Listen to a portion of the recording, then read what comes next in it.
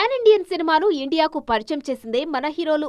బాహుబలి నుంచి మొదలైన ఈ ట్రెండ్ ఆ తర్వాత కరోనా వైరస్ కంటే ఫాస్ట్ గా పాకిపోయింది. కన్నడ, తమిళ హీరోలకు పాన్ ఇండియన్ మోజు పట్టుకుంది. అయితే ఎందుకో తెలియదు గాని తెలుగులో ఈ మధ్య భారీ సినిమాలు రావడం తగ్గిపోయాయి. క్వాలిటీ చెక్ కోసమే టైం తీసుకుంటున్నారు మన స్టార్స్.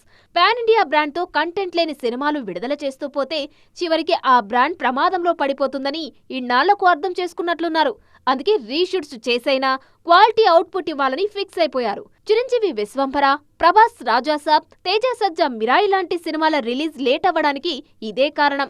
గత ఏడాది కాలంలో విడుదలై విజయం సాధించిన పాన్ ఇండియన్ సినిమాలు కల్కి, దేవర, పుష్ప 2 మాత్రమే. గేమ్ చేంజర్ సహా చాలా భారీ సినిమాలకు షాక్ తప్పలేదు. ఇక 2025-26లో చూసుకుంటే రాబోయే భారీ సినిమాల సంఖ్య కూడా తక్కువే.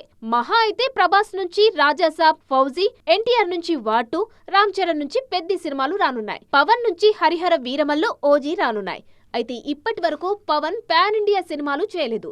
ఇక నాని హిట్ 3తో తెలుగులో మాత్రమే హిట్ కొట్టారు.